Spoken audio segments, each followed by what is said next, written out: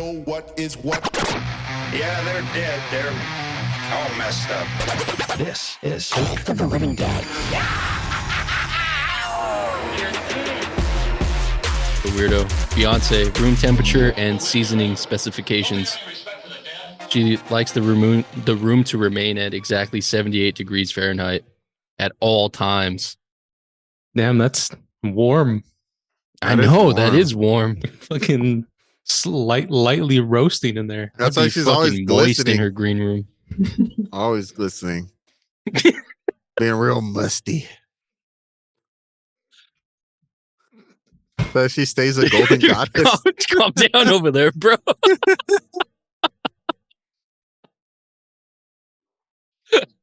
That was a bad time to drink water. Welcome back, everyone, to another episode of Cult of the Living Dead. We are a movie podcast. We cover cult, classic, B-movie, and horror. Just keep in mind when you're going through this podcast, all these opinions are subjective. None of us are professionals, but enjoy the ride, people. All right, today we are covering This is Spinal Tap, the 1984 cult classic. The first mockumentary, if you will. It is by the legendary director Rob Reiner. It stars Christopher Guest as Nigel Tufnell, Michael McKean as David St. Hubbins, and Harry Shearer as Derek Smalls. And we got Fran Drescher as Bobby Fleckman, and Tom Hendra as Ian Faith. So for those of you guys who aren't familiar with these actors, Christopher Guest was the six-fingered man in The Princess Bride, another cult classic movie. So like, oh yeah, Nice. It's so funny because I wrote these notes down and I was like, I should have picked like a more recent movie. I just like put another cult classic as a movie that he's been in. But yeah, I didn't realize that he's the six-fingered man. And then Michael McKean is Chuck McGill in Better Call Saul. yeah. Harry Shearer Never is seen it. Mr. Burns and Ned Flanders. And Principal Skinner, And Principal And- Skinner, yeah. President Arnold Schwarzenegger. Oh, nice. Oh, From nice. the- Was from elected to for lead them, The Simpsons. not For to those of read. you who didn't watch The Simpsons, but it's been on the air Uncultured. for like 40 years. And then Fran Drescher is best known for her role as the nanny, which is a show I really like. And then we got some notable people. I like Fran Drescher, dude. She's The funny. nanny? Wait a minute. That's a show that you really like? Yeah, I like the nanny, dude. That show's funny. I think we're going to have to do a special shows is- episode just the nanny's on good. the nanny. I like Fran Is Drescher. Is it just about a nanny? Yeah, she's like the whole intro music explains what the show's about. But like, yeah, she was like, she gets dumped by her boyfriend and like gets fired from her job as like at a fashion boutique, and then she gets hired to be a nanny for this like rich family who the guy is like a playwright, and like she just takes care of his kids, and then like it's one of those sitcoms where like crazy stuff happens like every episode, and then a couple heart-warming moments, couple lessons. It's pretty funny. Fran Okay. Drescher's most notably famous though for her voice. It's very nasally. Yeah. Yeah. But then And we her do laugh. have some cool. Oh yeah, and her laugh too. We have some cool like who's who in this movie. Fred Willard's in this movie as Lieutenant Bob Hook Stratton. Fred Willard's the like guy who runs the broadcast and Anchorman. Billy Crystal's in it. I as did notice Marty that. as Marty the Mime. Billy Crystal, most famous as Mike Wazowski in Monsters Inc. And the other mime is what's his name? I don't know what's his name. What's his name, Dale? What's his name, Dale? Bring us home. Dick something? Dick Van Dyke No, not Dick. from the Dyke. Dick Van Dyke show? Andy Dick. Andy Oh. Dick's the other mime, the one that Billy Crystal's like arguing with. Oh, That's yeah, Andy yeah. Dick. No way. Yeah. Nice. And then Tony Hendra, I guess he did a lot of like movies back then, but he's actually most notable as like being an author. He's written a lot of books, which is interesting. And then of course Rob Reiner is Marty DeBurgi. He plays the like the documentarian in this movie. So let's get into it. What'd you guys think first impressions of the movie? I know you guys aren't big like rock people. I'm definitely the rock guy of this friend group. So what'd you guys think? What were your first impressions? We'll go through our ratings in the end per usual, but let me hear your first impressions. Wait, can I just correct something really quick? So I'm Yeah, looking at go ahead. the actor list, and I think it's not what did you say? Dick, who was the other mine? Dick who? Wasn't it Andy Dick? Oh, no. Yeah, Andy Dick. It's Dana Carvey. Oh, Dana Damn. Carvey. That's right. Yeah, That's right. That's they right. both kind of look alike. Get They your do. shit That's right. together. Fuck. I'm a fucking hack. Unsubscribe. Damn. All right. Dana Carvey, best known for being in Wayne's World And Master of Disguise and Saturday Night Live. and Am I other not various movies. turtly enough for the Turtle Club? No, but I mean, this movie was cool. I'm not big on rock. I mean, I enjoy it when it's on, but I don't follow it like that. I don't, um, it was funny. There's a lot of dry humor to it. Um, it sounded very what do you call, like, ad-libbed? Like there was no lines in the movie. It kind of seemed like it was all off the top, um, which was funny. I think that kind of added to the humor. But no, I was really impressed with like the songwriting of this movie. The songs actually kind of slap. Oh yeah, I didn't go over that. I'm glad you mentioned that. I forgot this last week. So it was directed by Rob Reiner, and it was written by Christopher Guest, um, Michael McKean, and Harry Shearer. And they And Rob also did Reiner. the and Rob Reiner. And they also did the music. So all the four main actors actually wrote all the songs. And they're all musicians, actually played all the notes and everything too. So that's pretty cool. Yeah. What do you think of the movie, Matt? First impressions.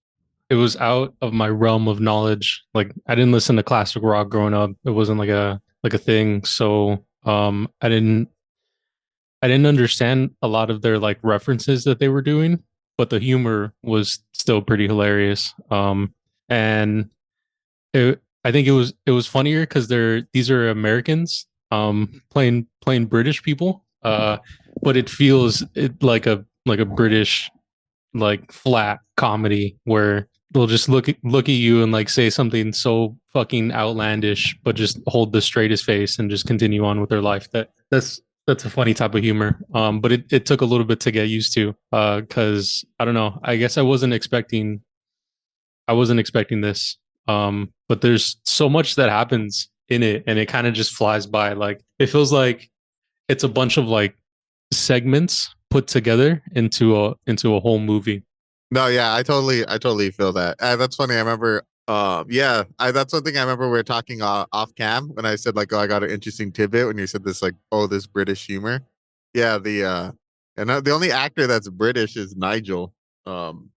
Christopher Guest. He's the only like British actor. Everyone else is American. So I thought that was pretty funny because I thought they were all British going into it. Yeah, same. I didn't realize that they were all Americans. I mean, I didn't like look them up, like the actors individually, but it's believable that they're all British. So let's get into it. So everything is ad lib. There's like no lines. This whole movie is just all off the top, which is pretty cool because I don't know, it was pretty funny. Some of the like conversations that they just have, just like bouncing off each other. I was like, damn, these Yeah. guys are like comedic geniuses because how they just came up with that was fucking great. The movie opens up with DeBerge talking about how he wanted to like capture the sights, sounds, and smells of a hardworking rock band. I thought it was funny that he introduced like wanting to get the smells when we get that musk of working with the rock band. And then we really get introduced to the band members when he interviews them. I thought this interview section was pretty hilarious. I think most of the interviews in this movie are pretty funny. What you guys think of of like kind of their banter when they're talking about how like I guess this is a running theme in the movie about like how all their drummers like die like mysteriously, like they just all die like of random shit. Yeah, no, it was hilarious. The fact, like, one of the funnier lines in that whole conversation. I mean, the whole conversation itself is hilarious, but when they're talking about the first drummer and that how he died in a gardening accident, and he was like, "Yeah, the police said that it's best to leave this one unsolved." It's like, why? Like, there's no context, there's no details. It's just a gardening accident. And Um, the drummer's name, his name's Stubby Peeps. I wonder if that like plays into any reason behind his death, like, or stubby. Why is he stubby? I'm guessing it's like one of those like just riffing on like other like musicians like crazy Oh, ass nicknames. Yeah, that is makes sense. is there like a thing within old bands where the drummers die, or did they just like come up with that randomly? So I looked it up on Wikipedia. There was a group that had like six that went through like six different drummers over like a short period of time. Because But they they all didn't they died. didn't die. They Oh, didn't die. They just like left the band. just like Oh shit! damn. Dude, that'd be I crazy. know specifically like the Doors, when they do their like their not their studio recordings, they have like a bass player. But when they play live, they don't have a bass player and they have Ray Manzarek playing the bass lines like on the keyboard. Hmm. So I don't know. I guess it's a thing that happens, which is I thought it was pretty funny. I like how the next drummer, Stumpy Joe, how he died by choking on vomit, but they're like, oh, it wasn't But- his vomit. but it It was wasn't. someone Yeah. else's vomit. You know, you can't really dust for vomit, so they don't know who it was. I thought that shit was funny, dude. Yeah. The heavy rolling. The like the little like clips that they have are fucking funny. And the fact that they were able to stay straight faced while they're having these conversations. I mean, I don't know how long it took them to film these scenes, but I don't think I would be able to riff like that while Yeah, maintaining like a serious like demeanor. 'Cause- improv is crazy. Like the people who can do improv and do improv really well, like it's such an awesome talent to like see in person. If you like that kind of thing. But yeah, it's hilarious. And they did it so like nobody really laughs. Like everybody's super serious, but the shit that they were saying just fucking it's funny. It's funny. Like you could even see it when they're like when someone gives a line like that, and the other guy will do like a oh yeah look like how like the way that their facial expressions, it's like reacting to the conversations. Like they're like, Yeah. oh yeah, no that happened. Like I thought that was pretty good. Yeah, the improv was on point. I guess apparently when they made the like not the pilot, I don't know what you call it in movies, but they're given like 10 grand and they did like a 30-minute kind of version of this movie and sent it to the studios and they got approved. And I guess some Mhm. of those like improvised like scenes actually made the final cut. So that's pretty cool. nice. And then they get to opening night. This documentary is happening as this band goes on tour and they're like, this is Spinal Tap was like this really awesome band that had been playing for like 20 some odd years. And then this is like their first American tour in like 6 years. And it's funny because it's like it's introduced like, oh yeah, this is like this big crazy rock band. But it's like, no, you're seeing like the skeleton of a once great rock band that no longer has like the pool anymore. And like you see that the band is kind of like dying. It's like limping along. So I thought that was pretty funny. So then we're introduced to Bobby, who's played by Fran Drescher. I like Fran in this movie. And then we have the mime waiters. Then they kind of go through the whole meeting the record people, their interactions with like the big wigs and how stupid they are compared to like the other people. I thought that was pretty funny. The like the executives' reaction to like having them around. I love having mimes as servers at a party. That's what I strive to do. I think for my next birthday party, I want to get a couple of mimes just to walk around and serve us because this shit was hilarious. Like their body move, they have to. There's no lines for them really. Well, there is a couple lines from one mime. I think it's Billy Crystal, right? And he's yelling at the other mime like don't talk or something like that. Like mime is money. Like, she was hilarious. But yeah, that was just really funny. And then when Bobby walks up and she says hi to the band, she says, "Hey," she like hugs everybody. And then I think is it like Nigel turns to Derek or David and he's like, who is this? Who is she? Because I've done that so many times when I've gone to parties and I've seen people and they'll come up to me and be like, "Hey," and they'll hug me and I'll like look at somebody like, who the fuck is this? But she's like an actually like important person and her name card doesn't pop up until she's actually introduced by somebody else, which I thought was a funny kind of thing. Nice. I didn't notice that. That's interesting. That's funny. Kind of the overtones of the masculinity in the music industry, I guess. Yeah. Yeah, that party was funny. When I first saw it, I was like, why the fuck are there mimes as raiders? Like, that's so weird. Like, when I Yeah, showed that's up to a so party and random. there were mimes like passing out food, I'm like, what the fuck is this? I mean, it kind of makes sense though. Like they're the help, and they don't. I mean, I guess it's a way so that they can't talk to the people. Mm, But damn, I didn't imagine think about that. you're trying to grab a drink or you're calling the waiter over and then he like bumps into an invisible wall and you just never get the drink. He's just locked in a box of emotions. He just They're spills it just all over himself. really miming it up. I thought that shit was funny. What'd you guys think of the next scene when they're in the limo and that the limo driver's just all in love with Frank Sinatra? I like as he's talking about Frank Sinatra, they just roll up the Really? window like so slowly, and then it gets closed, and he's like, "Well, these fucking guys." He just really wanted to talk about Frank Sinatra. I like how he's Italian. It's like a mad stereotype. Yeah, That shit Yeah, was funny. I don't I really know know that. much about Frank Sinatra, so like again, like all of these like different comments and stuff. Like I didn't catch a lot of them just because that's not my realm of music. You know, I didn't grow up with that music at the time. Like I know a little bit now, but just not anything, not enough to like know stuff that they were referencing or anything like that. Yeah, I mean, I know a little bit about Frank Sinatra.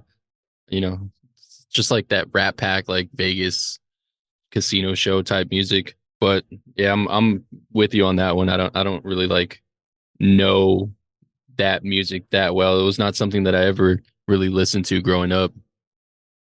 Same. I didn't listen to a lot of Sinatra growing up, but I just thought the guy's like reaction to the rock group is like, oh, this is just a fad. They don't make real music anymore. And then that he was like fucking Italian. I was like, that's fucking perfect. Yeah. And then we get to their first show and we introduced to like their first song when they're in Philly. I wrote down one of the lyrics. The bigger the cushion, deeper the pushing. Yeah, that was a good song. I feel like it was their take on a couple of different songs. So like Fat Bottom Girls by Queen, and also like Love Gun by Kiss. It was kind of like a mashup of both of those songs. And I like how they comment on like all their audience members is just like young dudes. Yeah. Yeah, that was the in the burger shop, right? Yeah, I was looking at that. I was like, what are they what are they riffing on? Like, what songs are they making fun of? And I was like, yeah, fat bottom girls. And that the fucking and then I like how the dude just gets spanked at the end. Is it was this the same concert where the the guitarist is like jamming out, and then he like goes all the way back, and then he gets stuck? No, that's later. Oh, That's the that's next one where he damn. falls. That's Like I don't remember what like funny thing happened in the first concert. Does it go like completely okay? Because I know one funny thing happens pretty much every concert. I think just for me it was the lyrics because it kind of introduces like, oh, okay, this is the type of music that they're playing. And then Yeah, the guy has like the fleece tuxedo. And then at the end they start spanking Nigel, like they bend him over and they start spanking him with the With their guitar. guitars. Yeah. And then it's like, okay, it's like they're like a sexual, like trying to be like an 80s like glam rock band. hair I think metal. yeah, like Poison or fucking Motley Crue or something like that. Yeah, That was pretty funny. Yeah, the thing about this movie, like the way it bounces around, it's kind of hard to remember what event took place where. yeah. Yeah, yeah, because it's like they're all kind of like similar, right? It's all like a concert to this concert, like concert interview, so it kind of like bounces around. Yeah, the production value in some of these shows was pretty cool. Yeah, the I mean, production value we'll is get cool. into it a bit later once we talk about him. But like, one of my favorite parts in this movie comes at one of the later concerts. But um, yeah, I mean, and then also the some of the like not main characters or main people of the band. So you have the keyboardist and then the That guy, drummer. that Those guy dudes looks are all so fucked up. weird. The keyboard is looking at like a dead eye. Yeah. And then I mean we'll talk about it later, but when they like actually interview him, he just says some like Wild, outlandish shit. some wild shit. Yeah. Is it up to this point where they like where DeBergie's talking about like their first hit and it shows them back in like the 60s and they're dressed up like the Beatles? Yeah. I think so. Yeah. I also like that.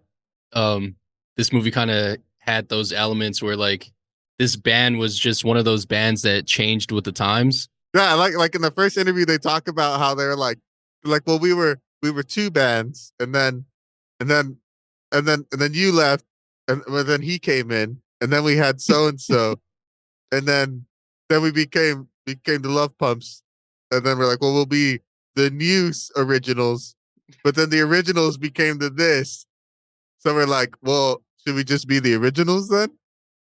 And then we merged, and then you got Spinal Tap. I was like, what the fuck?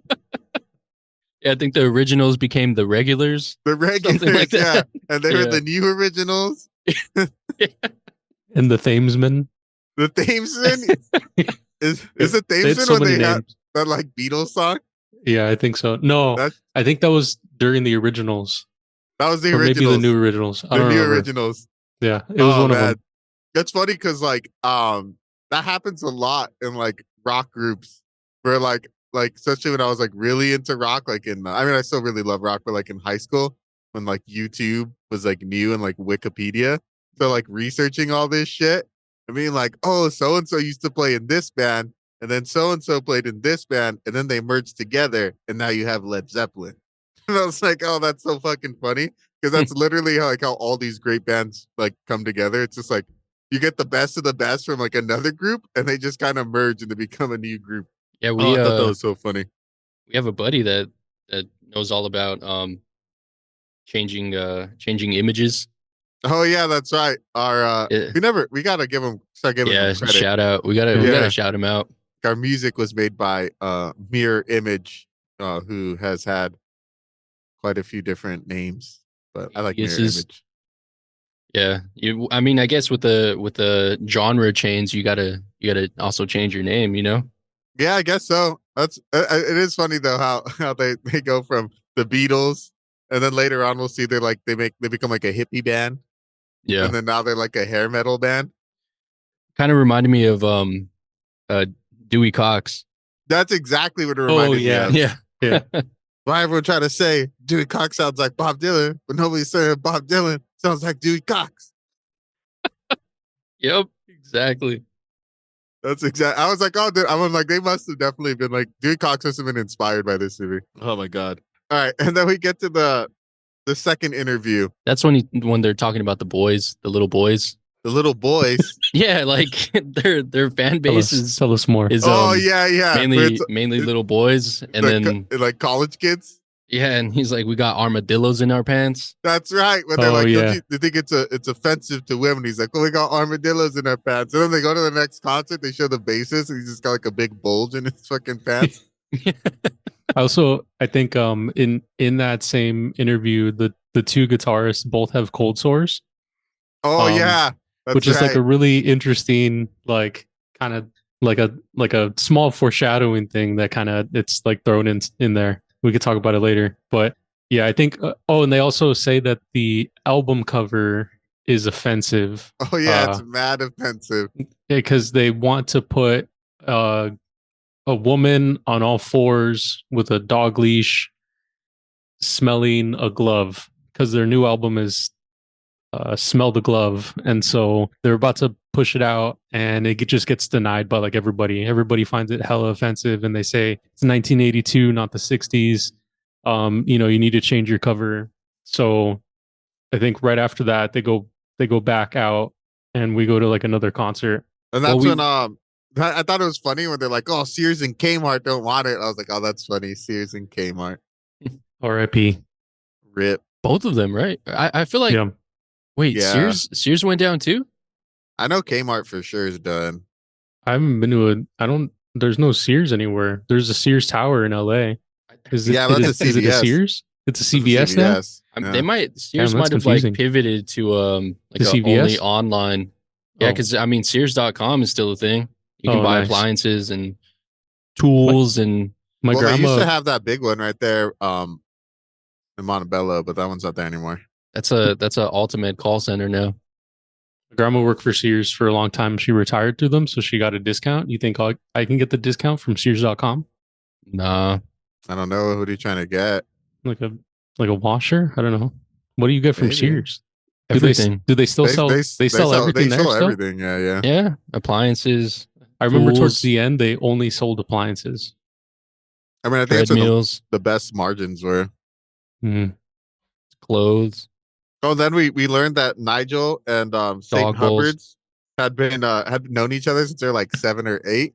Oh yeah, they- yeah, And they Yeah. play like the first song they ever wrote. It's like that love ballad. Yeah, That was which a pretty was good pretty song. good. Yeah, Yeah, I it was was. like, a that good song. I like the tension between the two of them. I think is it Nigel? Nigel more than David because David has a girlfriend, but I think there's definitely some weird tension going on between the two of them just because they've known each Sexual other for tension. so long. Yeah, and they Think both so? have cold sores. You think Nigel's gay? I don't. Maybe they like had fun with each other at one point. Yeah, You know, rock and roll, baby. rock and roll, baby. And so, yeah, that's kind of like carried through. I think that's a main point in like the movies we see later on when what's his name brings his girlfriend over. I thought he just didn't like his girlfriend because he's like the Yoko Ono of the band. She just has a bunch of terrible ass ideas. I think it's like a blend of two of them. I think she has terrible ideas, and also he actually really likes Nigel. You mean Saint Hubbard's? Yes. All right, then we get to their concert in Chapel Hill in North Carolina, and then that's when he falls and he starts freaking out. He like leans back playing the guitar, and he just lands on his back and he can't get up. And like the roadies have to come to try and pick him up. Before the concert, though, they were in the green room, and they had like that platter, the charcuterie board, and he's like talking about how he's like if you get it and you fold it and then it just breaks, and he's just like he can't understand the concept of charcuterie. That was funny. The bread was really small, though. To be fair, he's like, "What is this?" It was. And the pieces of meat were like it was like a whole actual slice of bologna with a small little like crouton sized bread. Well, we've come a long way, in the like culinarily. Yeah, I mean, I'm sure back then that was like top tier charcuterie art. But I mean, I've seen those before where they fold the deli meat and then there's an olive and then like a toothpick going through it, like a little slider sandwich. Yeah, like a little slider sandwich, and that was hilarious because he's like, "No, you just fold the meat and then you do it like this," and he's like, "But if you keep folding it, the bread breaks." I like that right next to it. There's a tray of Oreos with all the like. It looks like the cream has been licked out of them. Like maybe he opened the Oreos and he licked them, or he requested to have Oreos open with like minimal cream. No cream. Yeah, just the cookie. Just the cookie. The cream part's horrible. That's funny. That's funny because you hear a lot of horror stories about like bands like that are like real fucking particular about like their food. I know there's one band who I don't know if it's Skittles or M&M, but they request only, I think it's M&Ms, and they only request the green ones. Damn. That sounds, I was just about to comment on that. I feel like I've read that somewhere. I think you can order those online now. Like you can order specialty bags of they'll just give you like one specific color. I remember growing up, I was like, yeah, I mean, now you can, but I'm sure back then you couldn't. Yeah. I'd be like, what an asshole. Like, why do they all M&Ms taste the same? I don't think the color has like a special flavor to it. And I guess the lead singer of the band, the reason why they do it is like, if they don't do that, then he knows that they cut corners other places because they couldn't get the M&M thing right. That's a way of testing like how good that venue is at like following the band's directions. Oh, okay. So I looked it up. I looked up most ridiculous green room requests. Jamie, look it up. By bands, and so it's Van Halen. They requested M&Ms with no brown M&Ms. There it is, no racist? Brown. Ooh, is it racist? Tonight at 11. Yes. Is Van Halen racist? Let us know what you guys think.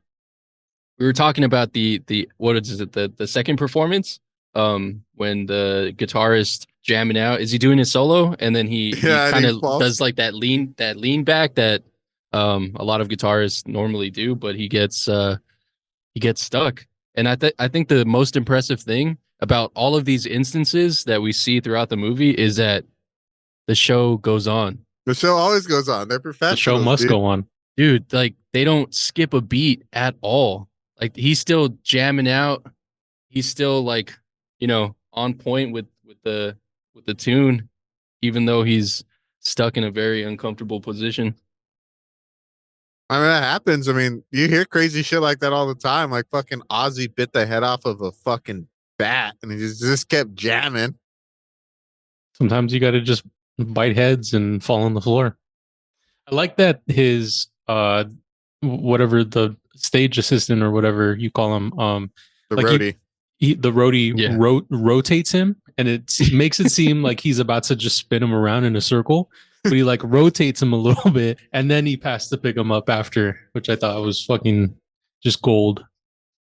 That was funny. And then I like how after the show when they get to the hotel and the guy's like talking, like he's all pissed because instead of getting they wanted 6 suites. He got him 1 suite on the 6th floor. And Ian, the manager's just like ripping into him. And he's like making fun of how ugly he is. And he's like, I'm just as God made me, sir. Yeah, I wrote that one down. That line was funny, but we jumped past a pretty iconic part. What happened? So they go back to one of the rooms and he's showing Rob Reiner his guitar collection. Oh, that's right. Yeah. That's right.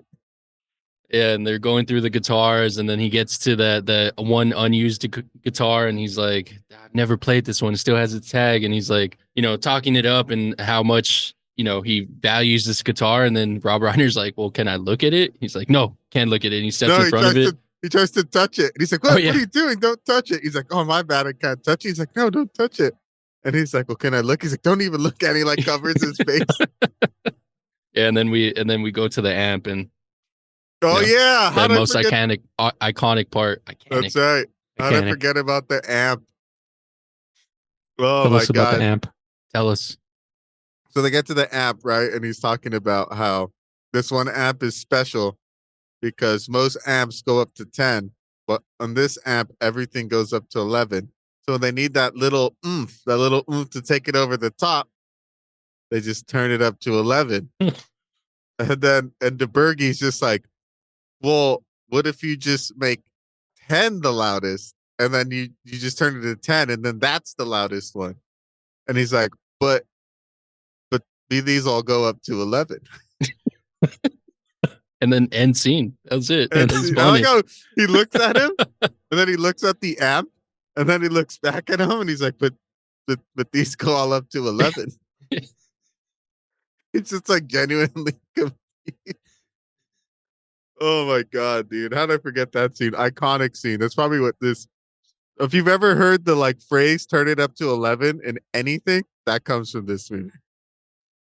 There's so many quotable moments in this movie. Dude, this movie's just full of them. It's crazy. I'm going to say that. If everything's all ad-libbed, like, damn. Yeah, there's also a line where the bandmates are talking to each other and he's like, what's mini golf? And then the other guy's like, I think mini golf is when the holes are smaller. It happens so fast. There's also like a lot of like comedic like body humor going on at different points in time, like the way people interact with each other, the way they're like doing stuff. There's one point when the director Marty DeBerge, played by Rob Reiner, he's about to like talk about why he's doing the documentary, and he like crosses his arms and then immediately like brings his arms out, like he's like he doesn't know what to do with his hands, like he's just trying to like figure out like what to do. Like I love that like body, like I don't know, like not slapstick style humor, but it's just like it's not also just dialogue. It's also like what you're doing with your body in this specific situation that I just find really funny. Yeah, the comedic timing here in this movie is great because it's they're ad-libbing obviously the lines, but the way they interact with like the world around them is just on point. Like you look anywhere in the screen and like the facial expressions, like what side characters are doing who like don't ever really get introduced, like their reactions to stuff is just it's just funny. Chef's kiss on that one. Yeah, I want to know like how long it took to like film this movie, like how many takes, or if it was all done like, in one take and all of these guys are just masters of their craft. I read that they had like hundreds of hours of film and they just stitched it all Did read that together. too. Yeah. So they were Damn. just riffing for a long ass time. That imagine the editing process to just like pull shit out. Just like, no, we'll put this here. Like that's funny. Like, oh man, it's a labor of love, I bet. Yeah, kudos to those editors. And then we get to the hotel. I'm just as God made me. And then they meet that other rock star, the guy who's like top of the world right now. Yeah. And they're like, "Oh yeah, nice to meet you, nice to meet you." And he's like, "Oh yeah, I don't really know these guys." I'm like, "What a fucking wanker!" Like, fuck that guy. And I like how they're like, "Well, how come they talk about his album cover?" They're like, "Well, Yeah. how come he gets to do what he says? He's all sprout out naked, handcuffed to a bed, and they got four women like hitting him." And they're like, "Oh, but he flipped it. He made himself the victim." They're like, "Oh." And then they Mhm. say there's a fine line between like stupidity, Stupid and clever. stupid and clever. And then that's when we find out about like how the band is in like dying straits, because like they Yeah. went from playing like 10,000 seat stadiums to playing like 1,500 seat stadiums. And then that's when you start to realize, because like throughout this like movie up until this point, like they've been canceled from like multiple venues. Yeah. Like, and then the studios are fighting back on their album cover. Like things are just not going right because they're like in a band in decline and like nobody really wants to see them. And then the manager will be like, "Oh, it's okay that they canceled us." They're like, "That's not a big college town anyway, so it's like we're not really going to get people who want to see us." I was like, "Oh, okay." I didn't realize that when watching it. When I researched it, that it was going to be about like a band that's dying. I thought that was interesting. And then they move on to Graceland and they visit Elvis's grave. Before that, we get kind of introduced more to the manager. Oh yeah, it's Ian. Yeah, so the director, I'm just gonna keep calling him Rob Reiner. Go ahead. So Robbie. yeah, Rob Reiner is interviewing the manager, and I think this is when we get the first look as to how I wrote down the manager is actually a badass because he has a cricket bat on his desk, and he's like, sometimes you need a strong piece of wood, and it kind of shows like flashbacks of him like enforcing his power onto the band with this cricket bat. He's like, knocking things over, like choking people with the cricket bat. I wrote that he was giving off enforcer vibes, that he was very P. Diddy-esque as a manager. He's like breaks that TV while they're watching it. Yeah. The fucking cricket bat. He's a good manager. He does a good job of like keeping all their like personalities in check. Yeah. He's a great manager. We find out a little later, but yeah, that dude is down for the band. He's down for the cause. Mm-hmm. And I think right after that, David's on the phone with his girlfriend, and then his girlfriend says that she's going to come over, and so he tells the band, and Nigel like immediately just gets like angry about it. Like you can see it in his face that he just really doesn't. He's not down for that. What's her name? Janice.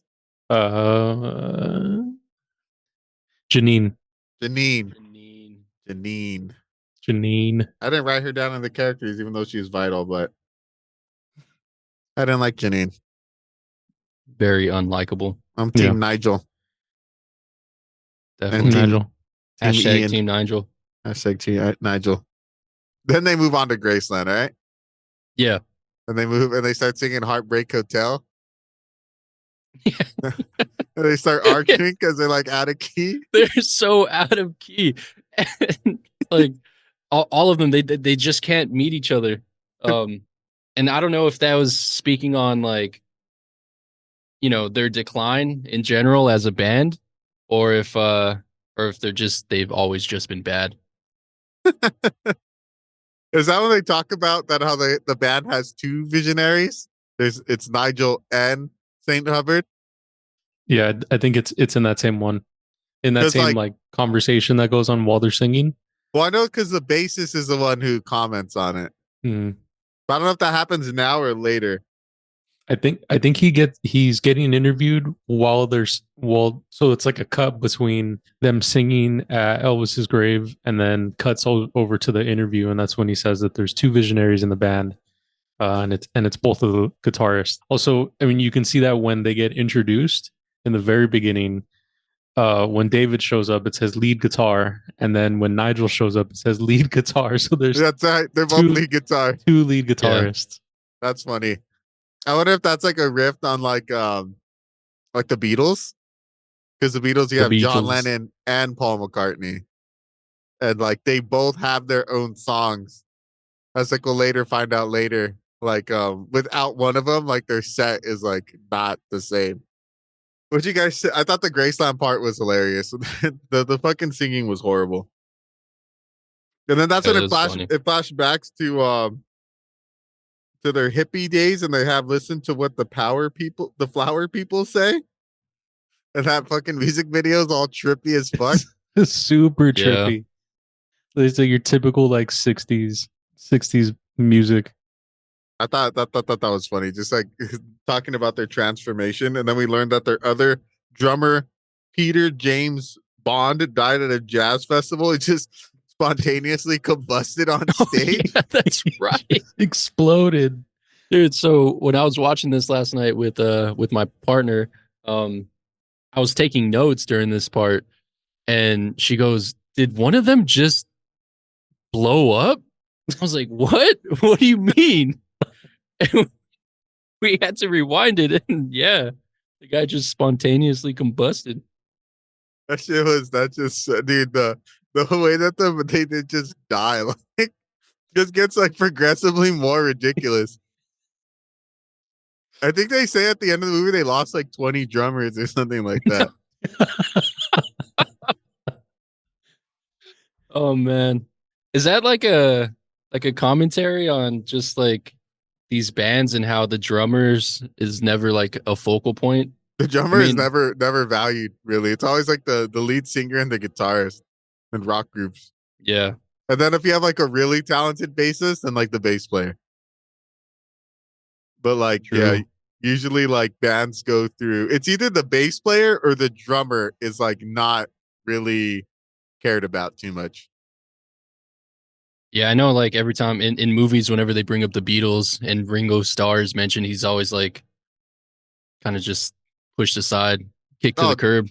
John Lennon has a famous quote where they ask like John Lennon, like, "Oh, is Ringo Starr like the best drummer?" And John Lennon goes, "Ringo Starr's not even the best drummer in the Beatles." Damn. Got him. Like, John Lennon. God damn. Savage. Fucking Ringo gets no respect. Outlived them all. And then in Family Guy, they have the Beatles and Ringo comes in and he's like, "Look, guys, I wrote a song." And they're like, "Oh, awesome. We're going to put this one right up on the fridge so everybody can see." That's fucked up. And he has one of the most like iconic songs in Yellow Submarine. What song is that? The "We All Live in a Yellow Submarine." Oh, that's Ringo's song? Yeah, that's Ringo's song. I mean, it's catchy. It is catchy, and like that artwork is like super popular. Yeah. That's like when they're deep in the acid. Mm-hmm. Yeah, then that's when they let him do one of his songs. He only had on acid. Yeah. All his songs are like about like he has Yellow Submarine, then his other song is Octopus's Garden. I don't know what's up with this dude in like water. Guy loves the ocean. Just on a sick one. Tripping out, bro. Yeah, and all his songs are like upbeat, like catchy tunes too. He probably writes really good like nursery rhymes or like children's songs. Yeah, you can make bank doing that. Yeah. Oh, his band, Ringo Starr and the All Stars, is like a group that's just like a bunch of different people from other bands. Wait, the band is called Ringo Starr and the All Stars, and it's just a bunch of stars? And it's just a bunch of dudes from like other groups. Nice. Damn, take that, Beatles. Yeah. Fuck you, Beatles. Yeah, Yoko. Oh no. Yeah, that's her name. Yes. You fucking You got bitch. Sad. It's worth like half a What, bill. what Yeah, I are know. what are other like famous Easy. drummers? Are This there is other like Travis Barker, oh I Travis guess yeah. Barker, He's the most modern. like newest modern. Yeah. John Bonham Questlove. from Led Zeppelin is up Questlove. there. Keith Moon from The Who. I gotta lose my rock card from fucking Rush. Because they all He's like died. he's considered the best. Have these people died or are they still alive? Did John they die in Bonham, crazy ways? John Bonham, and choked on his own vomit. Oh Uh, shit. Oh, but was it Keith, his vomit? yeah, and I think Damn. Keith Moon overdosed.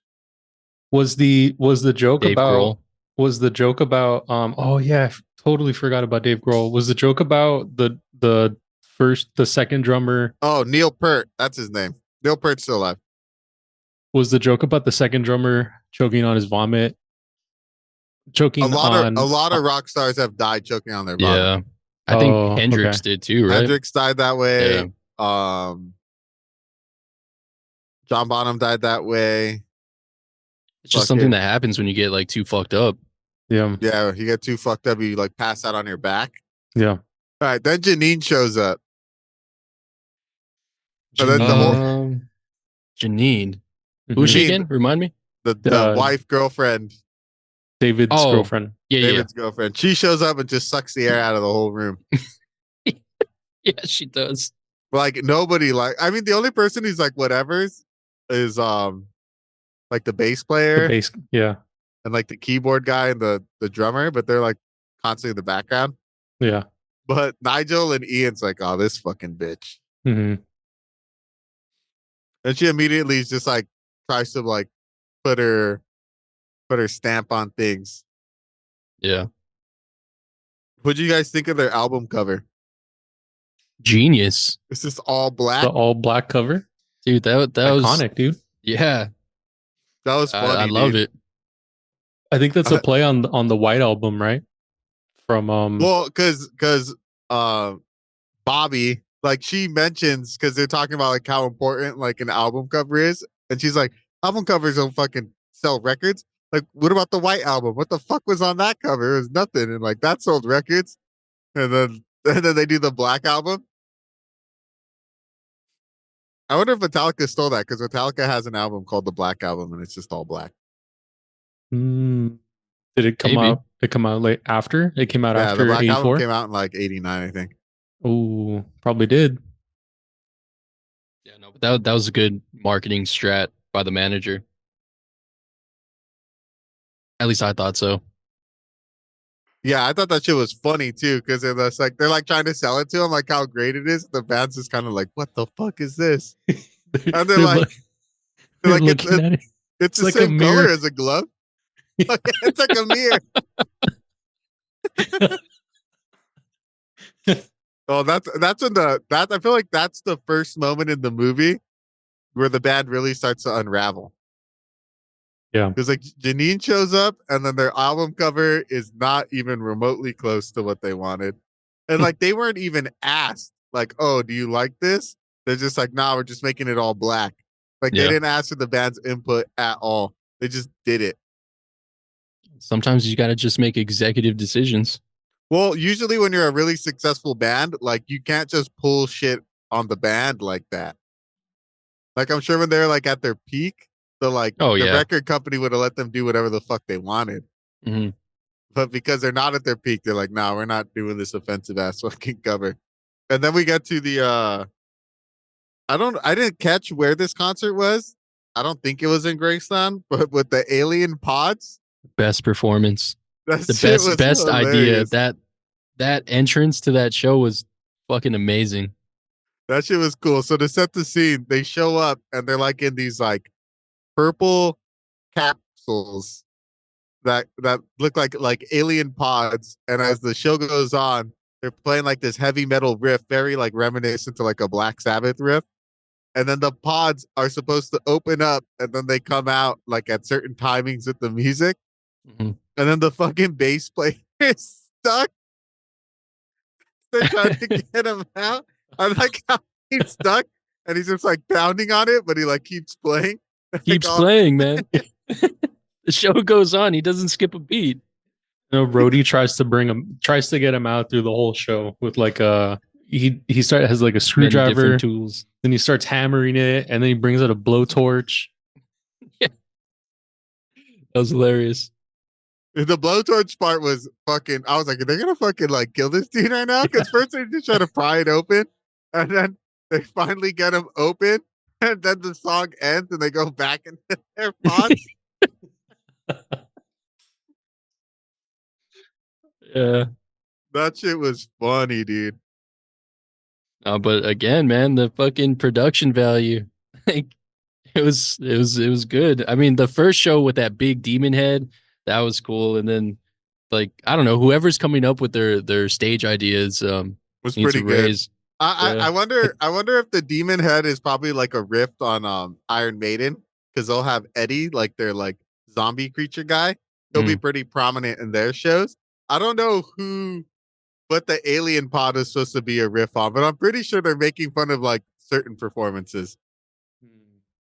Yeah, probably. I think it's them who comes up with the ideas for the band, because like in the next show, one of the props shows up, and it's not what they actually wanted, but I think they mentioned that like the person who created it received it on a napkin, and the person Oh who yeah, drew yeah, it yeah. was one of the band members. We'll get to Stonehenge. Stonehenge Yeah. is pretty funny too.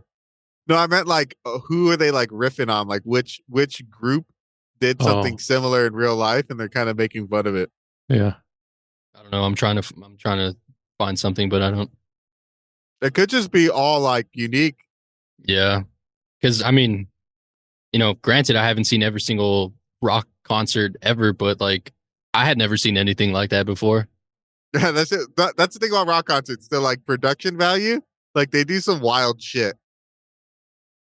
They will do some wild shit. There's usually a lot of fucking pyrotechnics. And then I wrote down here because I was just like, will the drummer die? I'm waiting I for have it, that dude. on mine too. Because they're interviewing him right after this. They interview him, and he's in a bathtub taking a bubble bath. They're asking him if he's worried that he's gonna die. He's like, no, not really. It can't happen all the time, right? Yeah, the law of averages or something. Yeah, yeah. Oh, that's funny. And then we get like our first like interaction with Janine with the St. Hubbins, and we kind of like learn that he's telling Rob Reiner like, oh yeah, like she's very like to the point, like even hurtfully so. Like she'll tell me if something's shit or something's terrible, and how like he was like into his Buddhist bag, but until he met Janine, he didn't realize that he was like out of sync with like the stars and moons, and like she helped him get like in sync. She's like one of those like astrology chicks. Yeah. And then that's when we learn that she has like comments on the music. And then we kind of see kind of how Nigel and everyone are kind of like, oh, this bitch is commenting on our songs, huh? Yeah, she definitely has her input on a lot of the things that they do.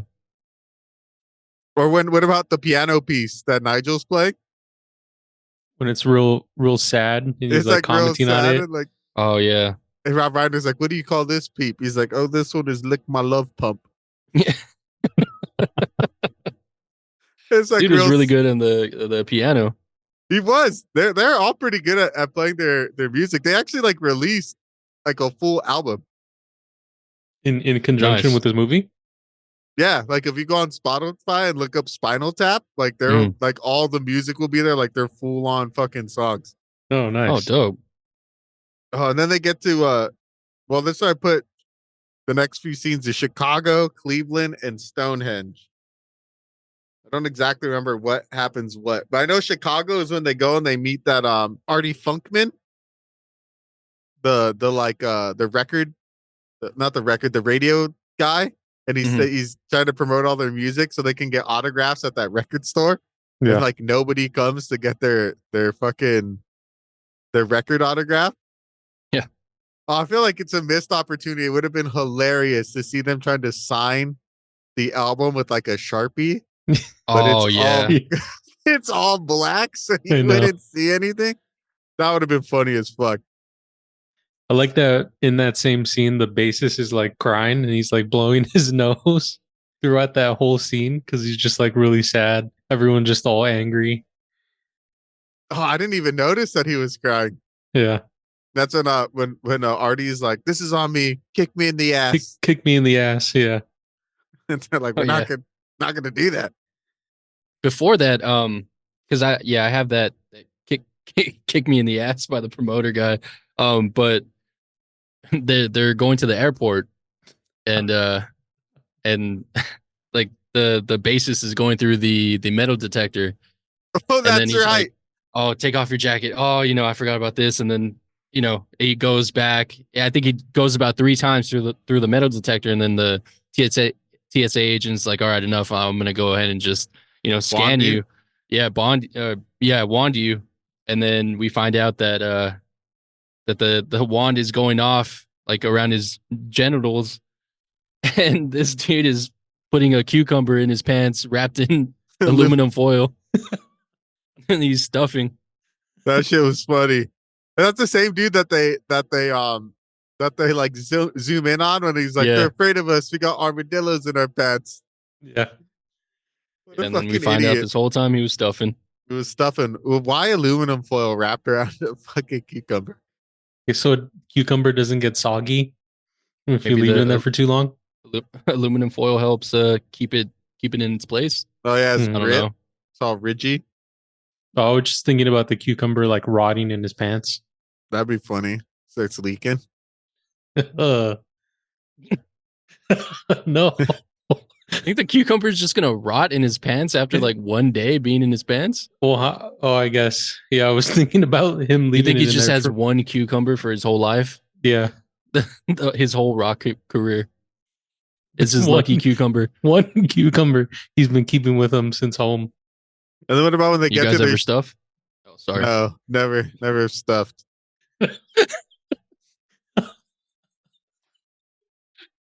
Continue. When they get to the show and they get lost. Oh yeah. Oh man, that scene was really funny too. They meet the maintenance worker and he's like, "All right, you go right and then down 2 doors, make another right, and then you get to the end of the hall and one more right, and you'll see it says authorized personnel only, and you're there." They just go in a big ass circle and then they're back at that dude. That shit was fucking funny. And then they have their conversation at, is it the diner where Janine is talking about how they like mix the album wrong and she can't get Dolby right. I What? forget what she calls it, How does she pronounce it though? like Dollaby or something like that, or like Dallaby. Yeah, it doesn't sound right on Dalby. Yeah, and they're like, "What?" And they're like, "You mean Dolby?" I didn't realize Dolby had been around since back then. Yeah, classic brand. Like I know for movies, like like THX, like Dolby are like the standard for like what everything's mixed towards. Yeah. Hmm. What do you guys think about Janine's her animal costumes?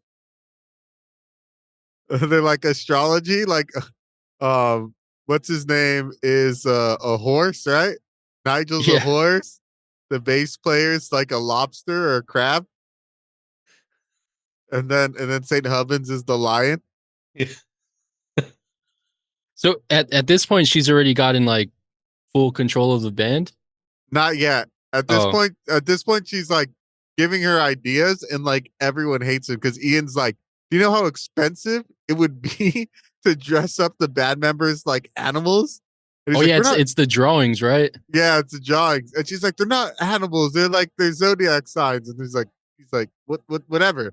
Like we're not doing that. Like it's gonna be way too costly for that. Because she's like, it's not a like he's shooting it as like a gag, and she's like, no, like she's very very serious about them being like in line with their moon or whatever the fuck astrology people think. That shit was funny, and then that's when they have the conversation because they're like, all the shows have been shit, and they're like, fuck it, let's just do Stonehenge. We know the tune. It's like our biggest hit. And then Ian's like, we can't do Stonehenge. We don't have the prop anymore. He's like, we'll just get a new one made. Look. And like he draws out Stonehenge and he doesn't realize that when you put the two apostrophes, that means inches, not feet. Yeah. So he draws it that it's 18 inches by 18 inches on like a napkin. And then they send it out and it comes back. And I like how Ian's like, oh, this looks great. I love the detail. Like, oh, this is a good, like, what is it called? Model. I can't wait to see the full one. And the lady's like, well, I don't know what you mean. What do you mean?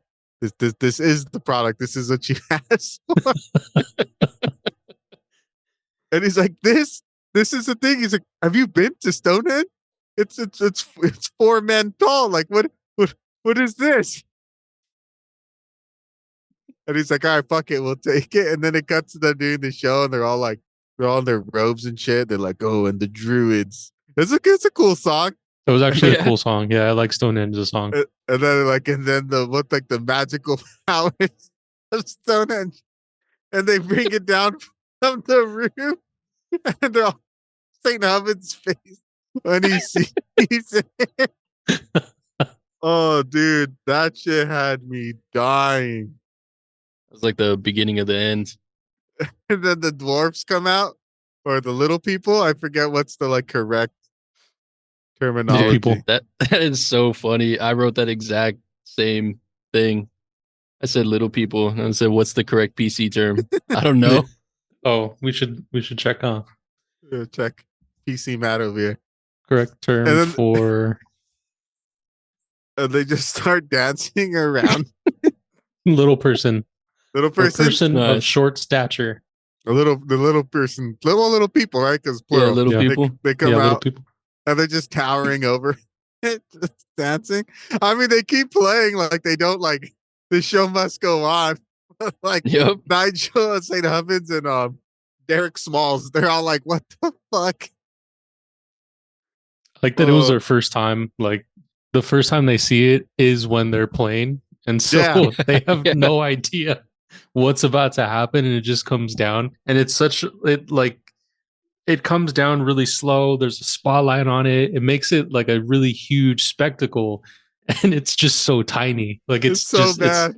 It's fucking hilarious. It's so bad. It reminded me of what's that Ben Stiller movie when he's a model? Oh, Zoolander. Zoolander when he sees the model of the school. For really was it? Really something. What is this? A school full of ants? And he fucking smashes it. It reminded me of that. That shit was comedy. And then they get back to the hotel. They're kind of all pissed about it. And then Ian's like, it's cool. It became like a comedy skit. And he's like, yeah, but the comedy was on us. Everyone was laughing at us. I did not like it. And that's when Janine starts to like make her power move. And like, because they're talking about how he keeps fucking up. And he's like, what are you talking about? Like, I'm the only reason why things kind of been going okay. And she's like, they're all like, they're kind of tired of him. And then that's when St. Hubbins suggests that Janine becomes like the co-manager. And I like when Ian tells her, like, look at you. You want you to be the co-manager? What are you dressed at? Some Australian's worst nightmare. And that's when he quits. And then like Janine becomes the new manager of the band. And then I just have this written down when they go to the airport and like Janine's like, I like how they make it seem like, oh, she actually might be good at this because she comes with like that 3-ring binder and it's all organized. And you're like, oh shit, she has like an itinerary. Like, oh, maybe she's good. And then it's like a plan that's specifically based around their like astrology signs. Yeah. And like they pass it out and you look at it and it just looks like straight gibberish.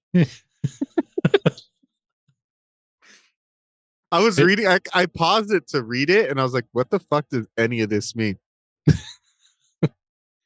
I think at some point it shows Janine with a cowgirl hat. And then when you see Nigel's also wearing a cowboy hat. but he's like sitting off in like the distance. And I feel like he's doing that because he wants to try to get close to David. But he's, you know, he can, so he's just trying to like emulate Janine in like some type of way to get that closeness back, to get his friend back from David says that they're he's like they're very similar. They're like almost like the same person. Yeah. In the beginning before she comes, because he's really stoked about it. And then like Rob Reiner sees that like Nigel's like not stoked about it. Yeah. And he's like, oh, they love each other, but it's like a love you can't see or something like that. It's my favorite type of love. Oh yeah. Buried deep down. Yep. After that, Janine takes over. They're in the airplane. They get the awesome fucking astrology plan. And then they land in Seattle, and you find out that their gig was canceled. So her backup gig that she finds him is playing like this mixer at an Air Force base, and that's when we see Fred Willard's character. Yeah. And it's just like the most bland, like white American fucking mixer you've ever seen. Like it just screams missionary style only. He asked them too, like, I have one request. Can you play a slow song so I could dance too? That's when Nigel quits, because we didn't mention this because it comes into play multiple times. When he's showing Rob Reiner all the guitars, he has this like wireless guitar that's connected via radio, so he could just like run around. And then like the radio part connects to like the Air Force's like radio signal, so you hear like all these commands coming through the speaker, so you can't hear shit when he's playing, and he kind of loses it. And he slams his guitar down and he quits. But they keep playing. The show must go on. You know, I think had they switched up, I mean, I know they were all about Spinal Tap at that point in time, but they could have pivoted and maybe played some of their old stuff and like actually the 60s stuff. Yeah, turn that show into a good show. They didn't know how to read the room. They're rock and rollers. Yeah, they were Spinal Tap. They just weren't musicians. They weren't the originals or the new originals or the regulars. I think when you could tell when they're going into that, like there's like mad tension, and I feel like Nigel almost wants it to fail because he's just so pissed. Like he's just like they look around when they're on stage, and like they all kind of have this look like, Jesus fucking Christ, like this is what we are now. Like we're a fucking joke. I mean, the same thing happens after Nigel quits, and then they go to Theme Land, and it's like the puppets, Feet, and Spinal Tap, and she's like, I told them Spinal Tap had to be first, and he's like, well, yeah, I have to be above the puppets, of course. Yeah, that theater reminded me of something like a SeaWorld amphitheater. Amphitheater, that's what it's called. There's a amphitheater or like a small stage area like that at some park in LA. I think it might be Belvedere Park. Yeah, Belvedere has one. Yeah, they have something like that. That's what that reminded me of. And then I like how Smalls is like, what do we play? He's like, we gotta do Jazz Odyssey. And he's like, we're not playing a fucking jazz number. Because with Nigel being gone, their set's only like 10 minutes, which kind of points out to like who was the real genius behind the band. Yeah. He's like, oh, that's a Nigel tune. That's a Nigel tune. So they can't play anything. And then their Jazz Odyssey, like he's like, welcome to this in Spinal Tap. You guys have like the unique opportunity to see us as we're going down this like new journey of musical exploration. And it's just play that jazz number. And I like how when he's like, no, we can't play jazz. And doesn't he start what's it called? Like the Scooby-Doo Boop Bop? Scatting? Yeah, he starts Scat. scatting. Yeah. He's like, don't scat. Don't do that. We're not scatting right now.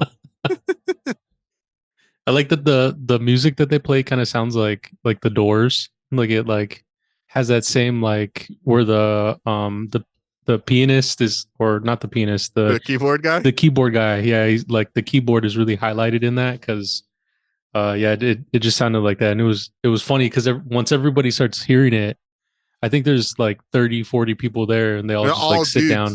Yeah, they're all dudes. They sit down. I think they start They throwing are. stuff at them too, Yeah, right? it's like they're fucking flipping them off, like going like boo.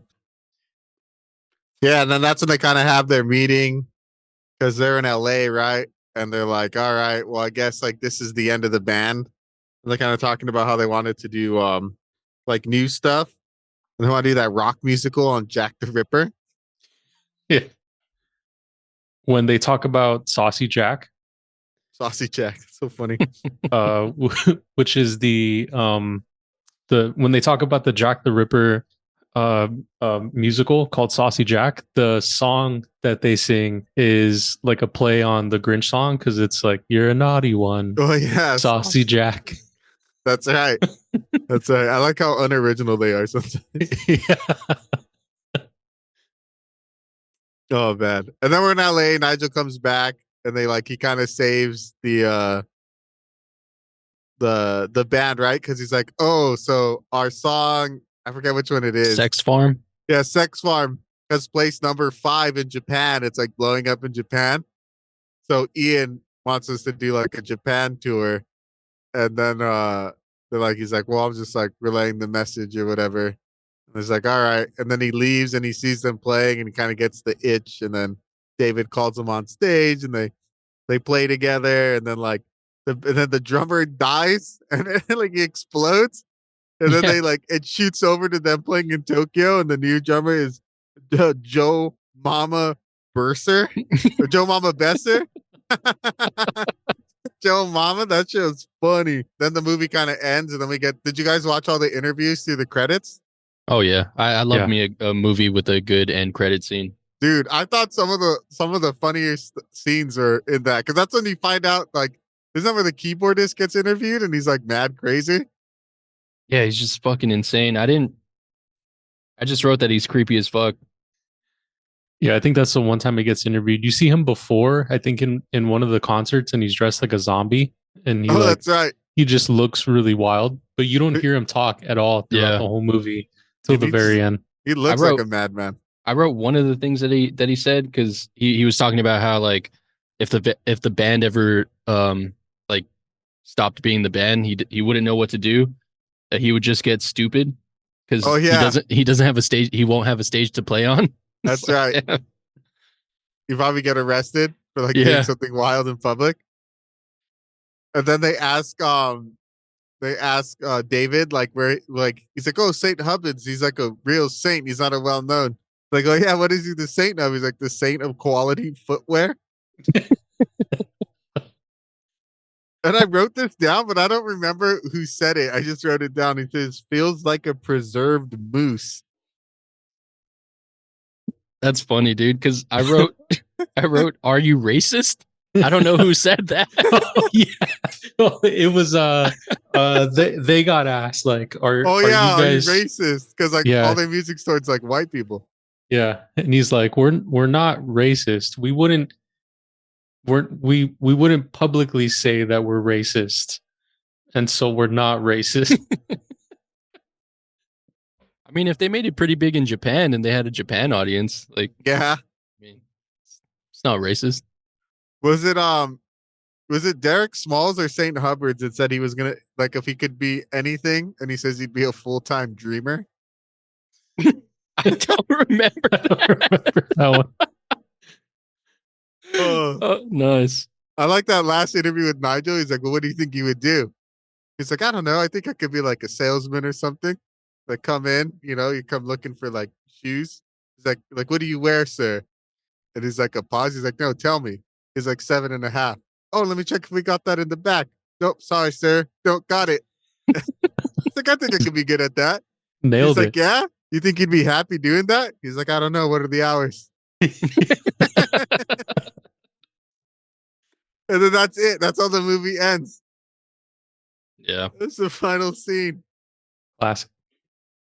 Oh, or I forgot to mention the other thing I thought was funny is when he's showing him he has that shirt that's just like a skeleton. He's like, this is the exact X-ray of my insides. Like if you got rid of all this is exactly what I would look like. It's like, Dick, it's all a skeleton. That's what everyone looks like. Did you guys find any like interesting facts? I got a couple that I thought were kind of funny. Yeah, I think the one I read that was that Rob Reiner went to go see Judas Priest in concert, and he said that it physically hurt his chest and that he like couldn't. Damn, I hit this thing. You might have to. I don't know if you can edit that out. Should I say it again? Sure. Start from the top. The funny one thing I read was Rob. Oh yeah, brother. Blooper reels. One thing I read was when Rob Reiner went to see Judas Priest in concert, and he said he had to leave because it physically hurt his chest. And I thought that was just hilarious because he after that went to go like create this movie about basically like Judas Priest and like all these rock stars, you know. So that Yeah, was pretty they interesting. said they're like Britain's loudest band. That's like Yeah. their tag. Yeah. Maybe that's where he got his inspiration. What else? Had to Did you have find been, right? anything else? Yeah. So I saw here that the movie claimed that it only made $179 in profit sharing payments over 22 years. What? Yeah, No way. because I guess there was a $400 million lawsuit. Oh, that's right. Derek Smalls and the grip because of the music rights and all that and the merchandise, they're supposed to get a bigger cut and they didn't get shit. Mm-hmm. They won. They got their money. Yeah, they did. I thought that was crazy. And then I guess like when it came out, it was like a cultural like a critical success, but it did not make a lot of money. It didn't get really big until the VHS came out. But an interesting fact I saw is that it like duped a lot of people. Like they thought it was like a real documentary, and that Ozzy Osbourne and the Edge from U2 like didn't laugh at all throughout the whole movie because they thought it was real. Damn. They said that this shit was like common, like that shit was common practice like on tour between bands, that they didn't laugh. They're like, I don't get why people are laughing. This is how it is on tour. Like that's how good a job Rob Reiner did. I thought that was pretty funny. Holy shit. And I guess this movie has been credited with like launching the mockumentary genre. So That's this movie cool. showed that mockumentaries could be like successful. Yeah, I read that Rob Reiner was supposed to play the fourth member of the band. Uh-huh. But he got told that he didn't look good in spandex. That's funny. Damn. That's fucked up. Yeah. Got him. It's oddly shaped. And I think this was his first movie, right? Yeah. It was the first one he directed. Directorial debut. He was an actor beforehand. He was in a bunch of stuff.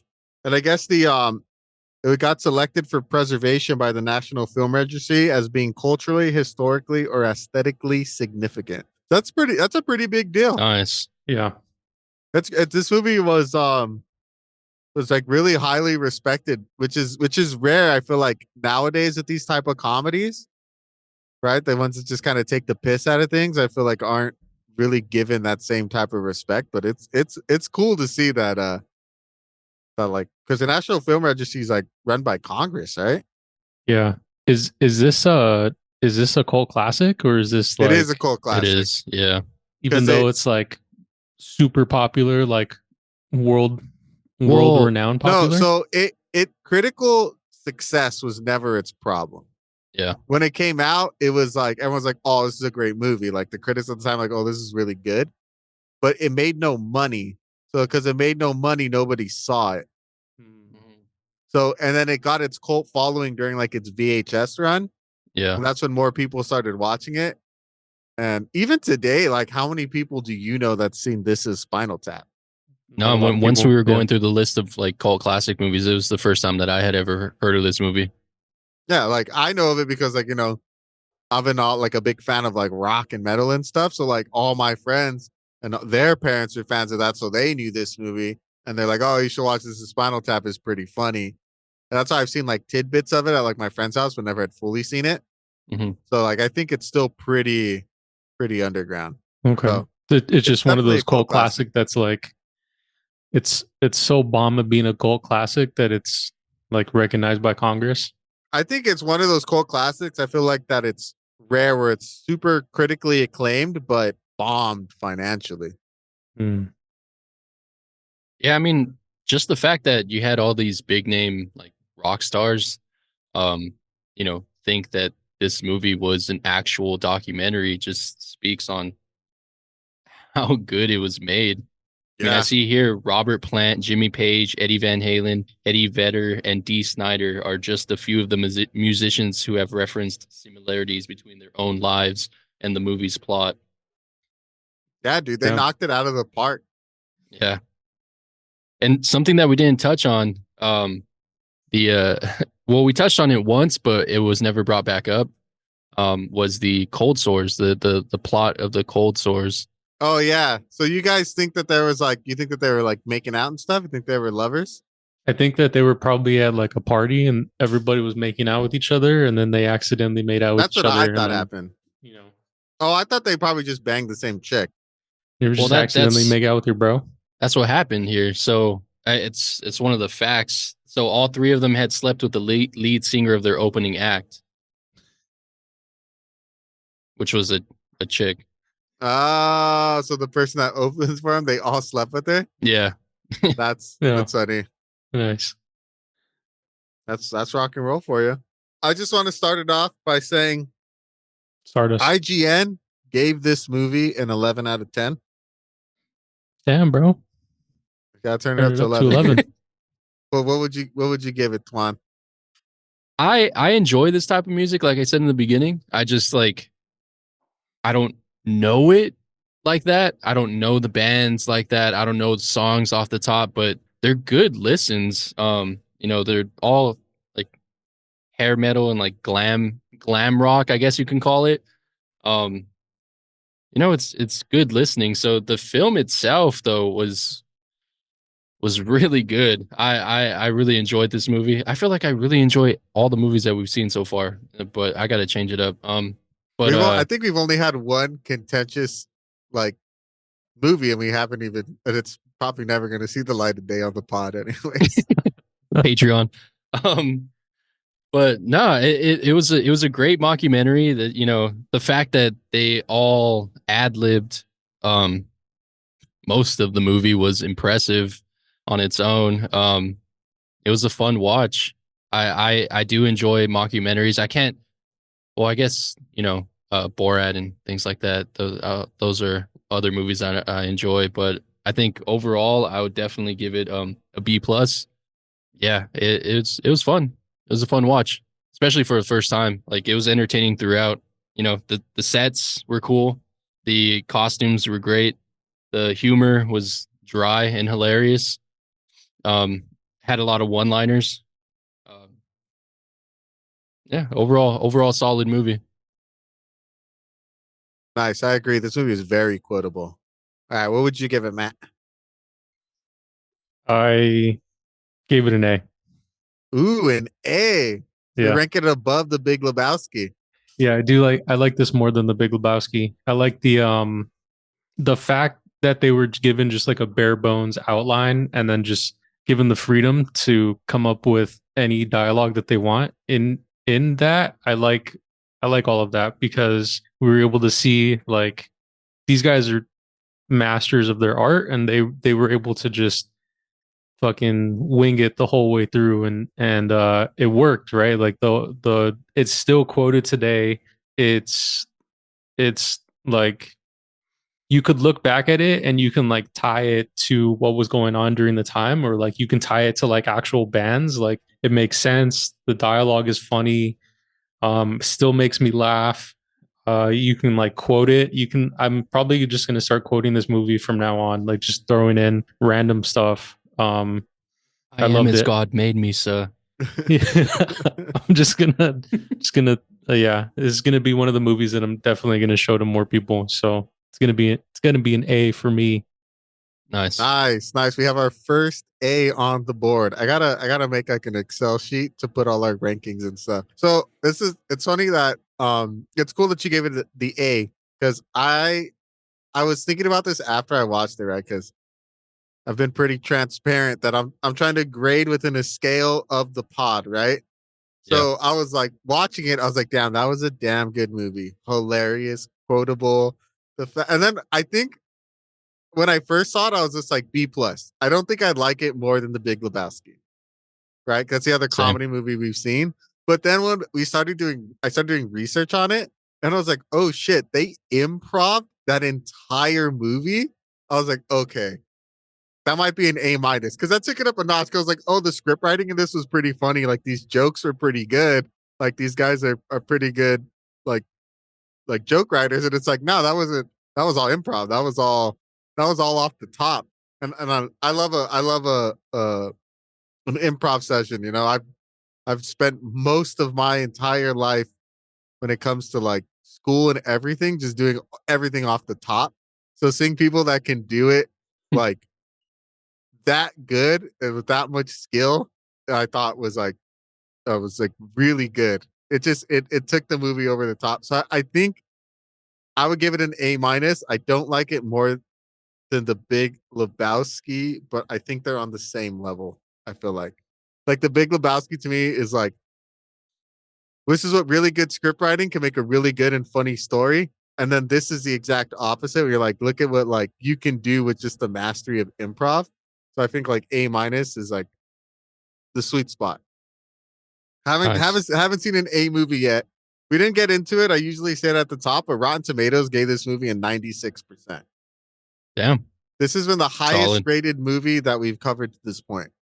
And IMDb gave it a 7.1, which I think is absolute bullshit. This movie is way better than a 7.1. Yeah. No, 7.9, excuse me. IMDb, go fuck yourself. Yeah, go fuck yourself, Amazon.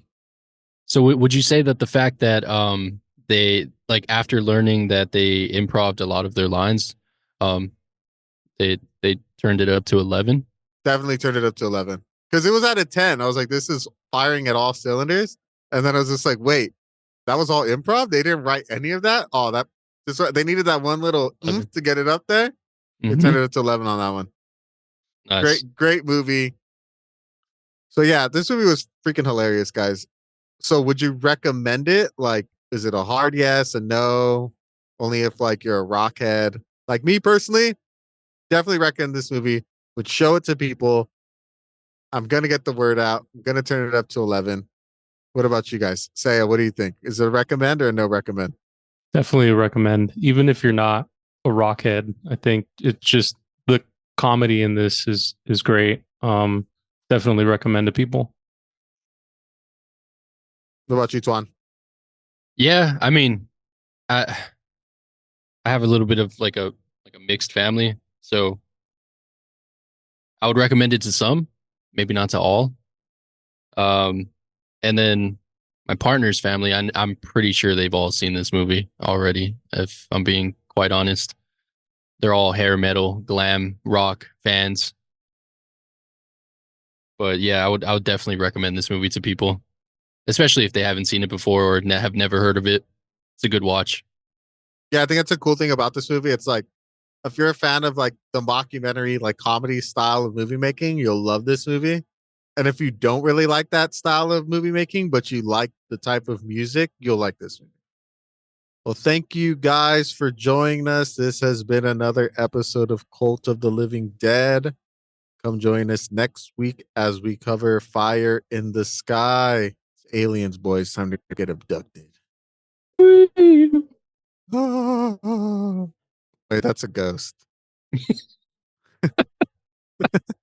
All right. I have been the Dale, followed by my two co-hosts, Twan and Saya. See you all next week. Bye. Bye-bye. Bye.